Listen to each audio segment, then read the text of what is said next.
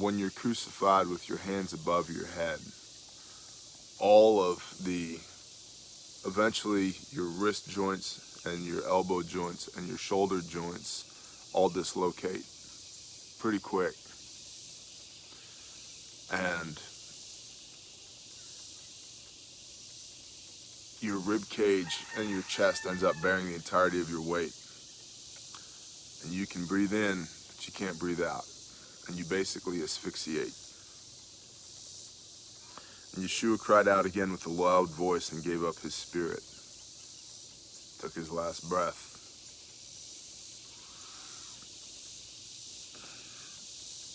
I think he was hung on a vertical stake with his hands above his head. And he passed quickly because of it. What's that verse about? Lift up your cross and follow me. Bear your cross and do the things.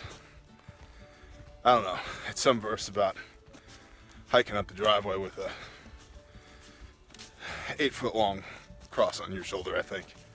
I don't remember. So in the in Jehovah's Witness literature, they make this terribly bad argument that Jesus was killed on a stake, right? Because the Greek word staros or stara or what have you has different forms depending on how it's functioning in the sentence. But the Greek word does refer to a tree or an upright thing or what have you. And there's more than one word used too. But they assume that if this word has that meaning, then that's how it's being used. But first of all, etymologically, a term often evolves, right? If I'm not mistaken, the word nice, it's a Latin word, and it originally meant idiot. Okay. When we call somebody nice today, we're not calling that person an idiot, are we? So it'd be fallacious if somebody said, hey, Anthony called so-and-so nice. Anthony believes that guy is an idiot, right? That would be an etymological fallacy.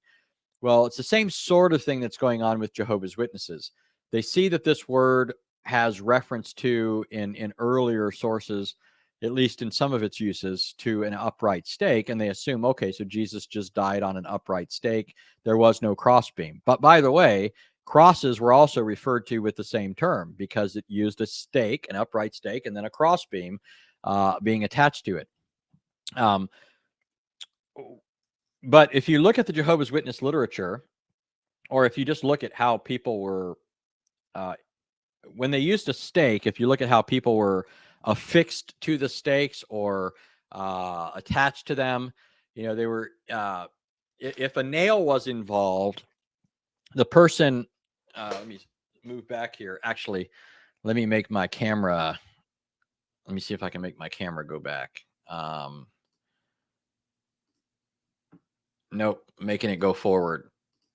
Will this go back further? Okay, let's just go back to this. I was trying to back out a little bit. But in the Jehovah's Witness literature, they have this this picture of a man, supposed to be Jesus, and he's got his hands like this, and then there's a nail driven through his hands, right? But if you look at John 20, look at what it says in John 20. In John 20, this is verse 25. Let me share my screen for you.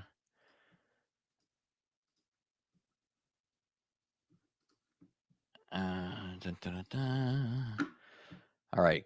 I hope you guys can see my screen. Here's John 20. Thomas, one of the 12, called Didymus, was not with them when Jesus came. The other disciples therefore said unto him, we have seen the Lord.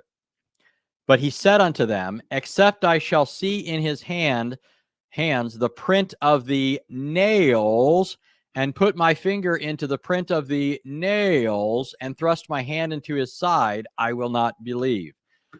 Notice that according to John 20, there was more than one nails that created more than one print in more than one hand.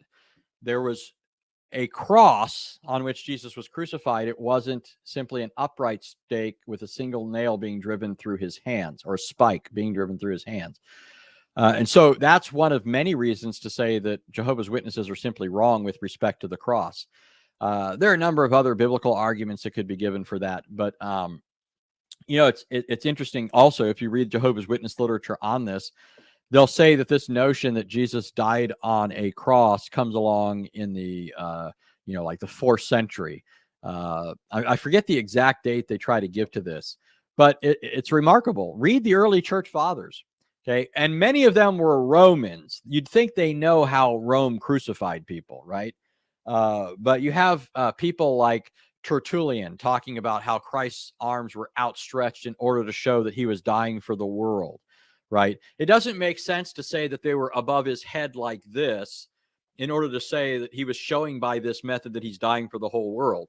The imagery that communicates that is this. Now, you might disagree with Tertullian's reasoning. You might say that's not why he was crucified like that. That's irrelevant. The point is that Tertullian is taking as a given the notion that Christ's arms are outstretched. I've not once espoused any doctrines or dogmas of man on this channel. I don't do that.